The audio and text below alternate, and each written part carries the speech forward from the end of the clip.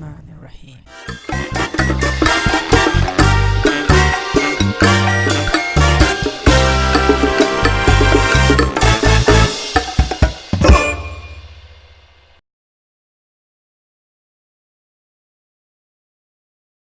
Assalamu alaikum and greetings. Welcome to DIY Woodworking TV. Yes, I'm learning to make cabinet doors. This is my very first time, and I'm learning a lot of things during this process. I have been able to cut properly the cabinet doors and double checked my measurements as I was advised online. Thank you very much for my followers to advise me, the followers who are actually more experienced woodworkers. And I was able to cut the half lap joints as well, and you can see right here this thing is looking good. Little bit of up and down, obviously I'm very beginner in woodworking, but I can always sand it for a perfect fit. Now I have to join them, so I have this little jig bought from a local market, and this helps me put the corners exactly 90 degrees. I have also got this from Banggood, the corner mate for 5 to 22 millimeter wood stocks only, which comes in 4 as a set and basically can help join many things, windows, frames, just like these which I'm making. Now, because my thickness, the boards are wider, the pieces, stocks are wider, I am unable to use this, but this is absolutely a very, very useful tool and could have helped me make thinner frames. I could always make them the other way, but according to my measurements here on this table, because I'm making it for this storage, they actually won't fit. So I have to lay them down wider, and that's why I cannot use this. But this is absolutely a very useful clamp. Comes in 4 pieces in a set, and corner mate will really help me make more frames and corners later. Okay, I needed a quick assembly. I don't want to wait too long, so I just put some temporary nails in there, and everything is really 90 degree. All the corners. I have this little Banggood tool. This is a triangle with marks on it, scale marks, okay? And it's absolutely 90 degree. And basically it's really easy to check now if my assembly is 90 degree or not. So here's 90 degree, here's 90 degree, here's 90 degree, and there it's 90 degree. I do have this another triangle from Banggood as well, and also for the measurements of the corners and making perfect 90 degree angles. This is slightly bigger, and you can see I can easily check if my corners are really nicely 90 degrees or not. They are of very good construction, made of metal, and very precise markings right there. Scales are very precise on these, and basically they really help me a lot to check if I have built corners properly or not. To make my cabinet doors, I wanted to practice and learn, obviously, to make half-lap joints, so I measure everything right, raise the saw just enough, and cut half-lap joints.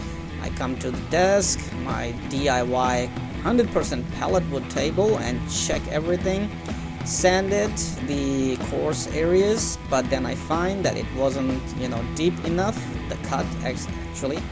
I did more chisel work, and finally the pieces actually fit together properly. This was my very first half-lap joints cabinet doors, and I'm really happy the things went very well. There was a bit of misalignment here and there, but the tools, measurement tools that I got from Banggood, like the triangles, metal triangles, actually did a very good job, and I was able to square everything properly. Wood glue and temporary nails did the job to join all the pieces, and my cabinet door frames were ready in no time at all. I also learned during this project how to drill pocket holes properly using my El Cheapo little jig that I found on local portal. It is not very accurate. There are no measurements on it, so you have to do guessing work a lot and do manual measurements. But overall it did a very good job for pocket holes. And I installed these pieces to make bases for the frames, and they actually work very well. So next step was to install the cabinet doors. I did a test run before installing them, and after the test run it was good. One thing I had to realize later, that the floor in my area, I mean the area of the little workshop, the floor is not very leveled as well, and for that my measurements were disturbed.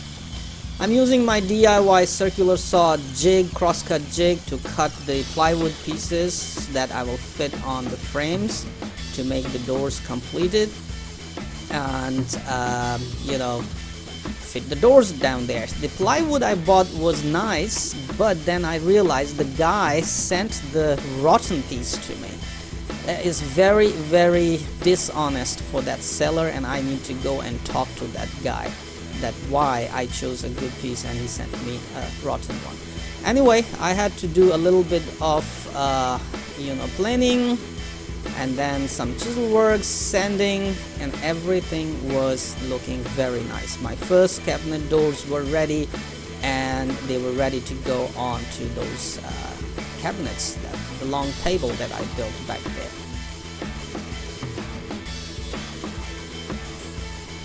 It was time to fit them. The hinges that I got were also El Cheapo and they had a play in them, but overall I managed to fit everything properly. Hey, that is DIY, and that's how you learn.